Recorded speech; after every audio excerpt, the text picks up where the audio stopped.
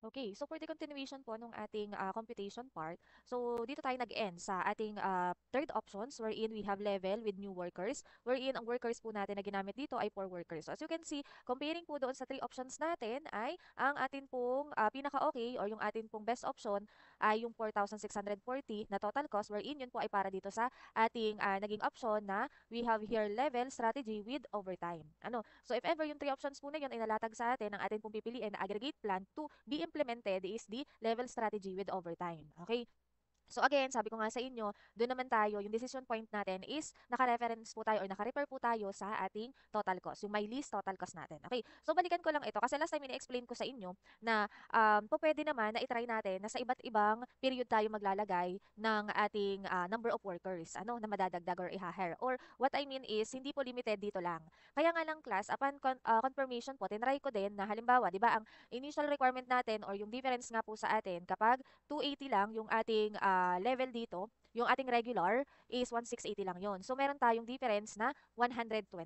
So yung difference po natin na 120, kung halimbawang isa-satisfy natin siya ng bultuhan, wherein yung 120 divided by 15 na capacity na newly hired na worker natin ay may requirement tayong 8 workers. Ano? So kung yan ang gagawin natin, instead na yung 8 workers na requirement natin ay ginawa lang natin na 4 tapos sinatin natin sa dalawang period, ay ito po yung kakalabsan. Ano? So kanina 340 tayo dito, 340 tayo dito.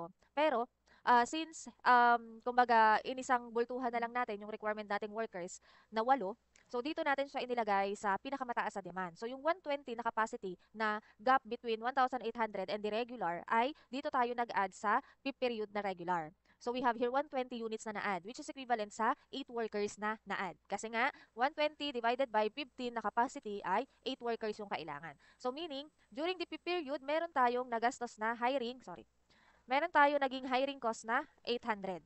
Ano? So as you can see, yung 800 po na yan ay nadagdag dito sa ating total cost. So, meron tayo ditong 5,200 kapag sa isang period lang natin pinagsama-sama yung 120 units. Pero kung hahatiin natin siya, yung 120, tig 60 lang po tayo ng 4th and 5th period na i-add sa regular natin, ang magiging cost is 4,860. So, that's why, kaya ang sinoshow din lang po sa inyo nung nakaraan is itong 4 workers na ginamit natin or pinaghati natin yung 120 doon sa 2 periods. Kasi siya yung, sa dalawang option na ito, siya yung may mas maliit na total cost. Now, baka naman ang maging tanong nyo, ma'am, paano naman po if yung ating gagawin is tatlong workers na lang? Okay. So, yung tatlong workers natin, so let's say we have 3 workers, divide times 15. So, may capacity siyang 45. Now, yung 45 na yan, itry natin 120 divided by 45. So, hindi po siya exact. So, ngayon, kapag 3 workers yung ginamit natin, tas halimbawa, since 2.67, ibig sabihin, tatlong period natin dapat hatiin yung 120. Ano? Kaya nga lang, kapag ganito class, since hindi po siya buo, as you can see, ay hindi natin may utilize yung 3 workers natin.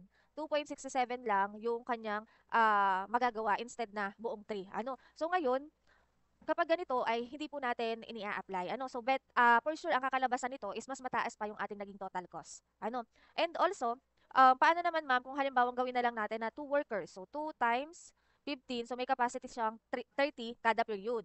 So, kada period, halimbawa yung 120, divide natin sa 30. So, ilang period na lang siya. 4 periods natin paghahati-hatiin. Kaya nga lang, sa tanong natin nakalagay na to fill in during the months of high demand. Eh, ang may high demand naman natin dito ay 3 periods lang. So, that's why, hindi din po tama na ang gamitin natin ay 2 workers na hahatiin natin para sa 4, or sorry, na atin pong iaalat for 4 periods. Okay? So, kaya, ang pwede lang po talaga or possible is yung 4 workers natin and 8 workers. Kaya nga lang ay better po yung 4 workers para sa choices ng number of workers natin. Okay? So, hopefully po ay naintindihan and if ever may question pa din or medyo naguluhan pa kayo sa akin ay mag-confirm po ulit during our synchronous class. Ay tanong niyo ulit sa akin, ano, para malinawan po kayo. Okay. And then, so let's move na po doon sa ating next problem. So, ito yung ating next problem. So manager TC Downs of Plum Engines, a producer of lawn mowers and leaf blowers, must develop an aggregate plan given the forecast of engine demand shown in the table. So the department has a normal capacity of 130 engines per month and normal output has a cost of $60 per engine. So the beginning inventory is 0 engines and overtime has a cost of $90 per engine. So develop a chase plan that matches the forecast and compute the total cost of your plan, and B, compare the cost to a level plan that uses inventory to absorb fluctuations, and inventory carrying cost is $2 per engine per month. So backlog cost is $90 per engine per month, and meron po tayo ditong given na forecast demand. So given that problem, again sabi ko sa inyo, highlight ninyo yung mga important words na kailangan po natin na matandaan. Okay. So let's try to answer this problem. So iisa-isahin muna ulit natin.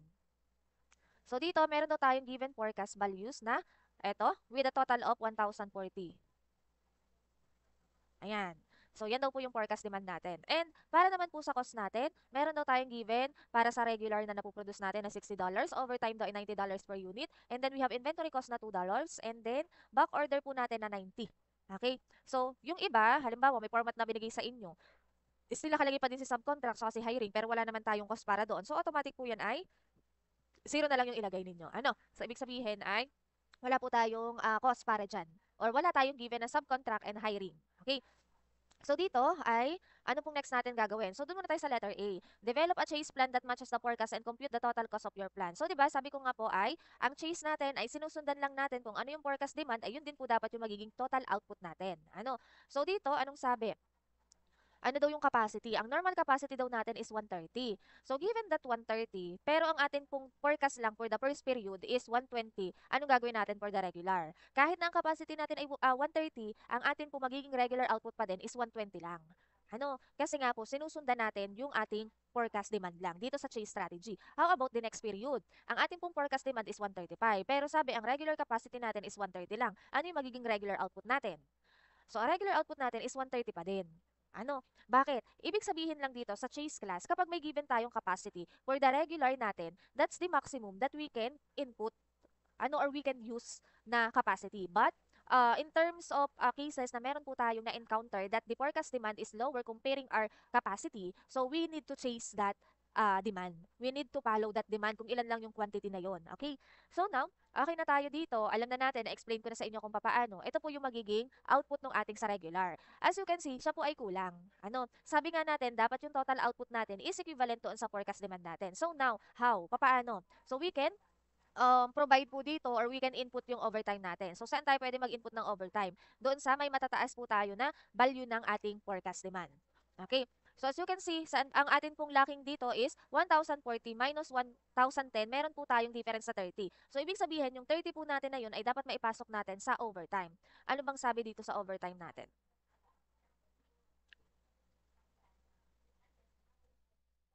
Okay,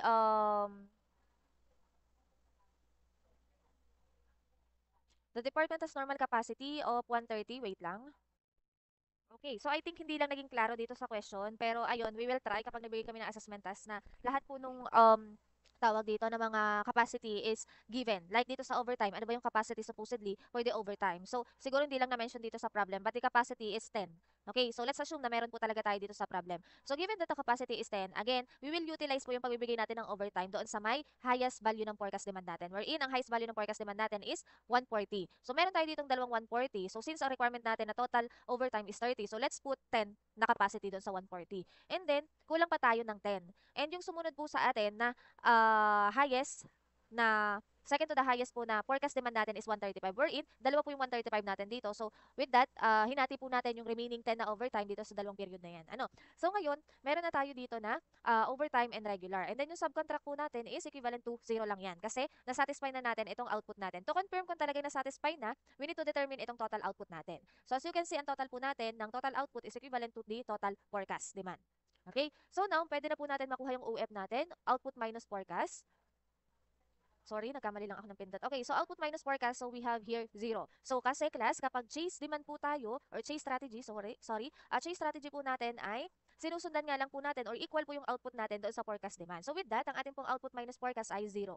Okay? So, ayun class, kung medyo nabibilisan, pwede nyo naman i-post po muna itong recorded para at least magawa nyo muna. Yun yung gusto ko sana. Gawin nyo muna bago nyo po i-play to check kung tama yung inyong naging sagot. Kasi ito naman po ay may mga naging discussion ako nung una and yung mga susunod na steps natin ay common naman po, mapa level or chase strategy yung ating gagawin. So now, please stop po muna yung ating recorded. Try to answer itong part ng inventory and yung sa cost. Okay? So dito pala class ay nag-add po ako ng backlogs computed, na row natin. So, usually, wala talaga to sa format ng ating table. Kaya nga lang, ay sinamahan ko po para at least ay, before po tayo mag-come up doon sa mismong value ng backlogs natin, ay may reference tayo kung siya ba ay ang naging result ay positive or negative. Para mas madali po nating ma-input kung ano ba talaga yung backlogs value natin. Okay, so now, for the beginning inventory po natin, sabi ay, may na-mention po dito na beginning inventory is 0. So, with that, input lang natin na 0. And then yung ending inventory naman po natin, which is yung atin pong OF plus beginning inventory minus previous backlog, ang answer po natin dyan ay 0. So with that, ang magiging average po natin is 0 din. And then yung backlogs computed po natin ay 0. So yung magiging final backlog value po natin ay 0 din. Okay. So now next naman po sa second period natin, for the beginning inventory of the second period, so equivalent lang siya sa ending inventory of the first period. So we have 0. And then para naman po sa ating ending inventory, so we have 0, 0, 0 plus 0 minus 0. So we have here 0. And then, yung mga backlogs and average natin ay 0. Actually, class, kapag po chase strategy yung ating ginamit, lahat po ng ating nasa inventory ay equivalent to 0.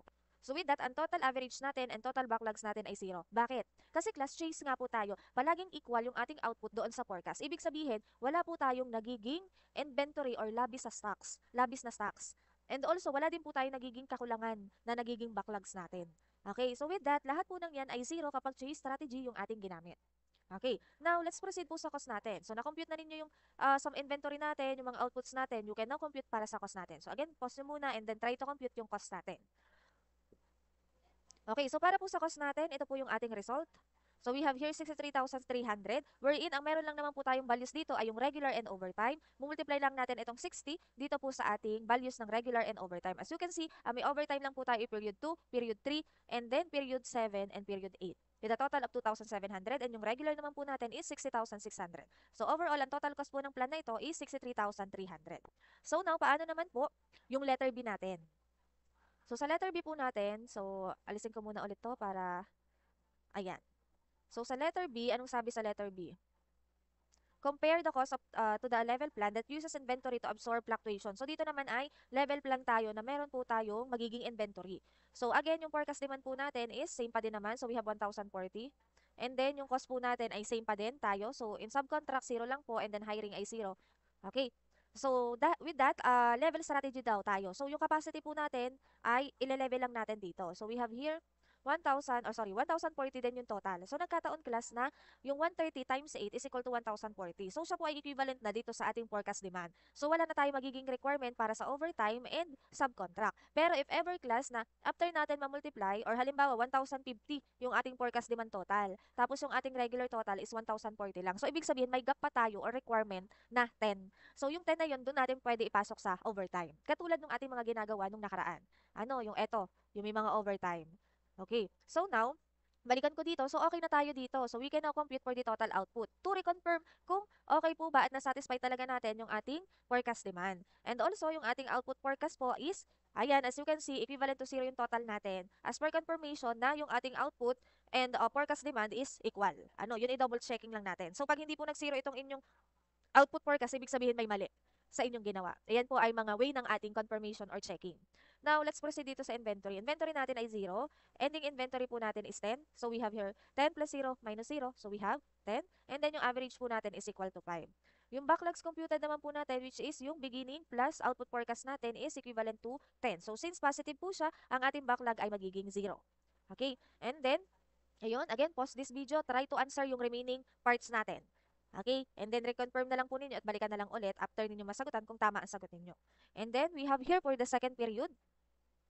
So, we have, ito naman pong beginning dito is equal lang na sa ating first period ending. And then, yung next naman po natin for the ending inventory, we have negative 5 plus 10 minus 0.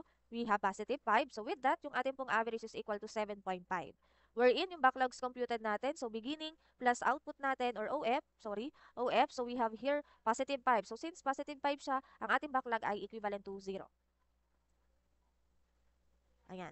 And then, yung next naman po natin is, so sige, i-ano ko na dito, i-diretso ko na. And then, reconfirm nyo na lang kung tama po yung answers ninyo. So ito po yung ating solution dyan.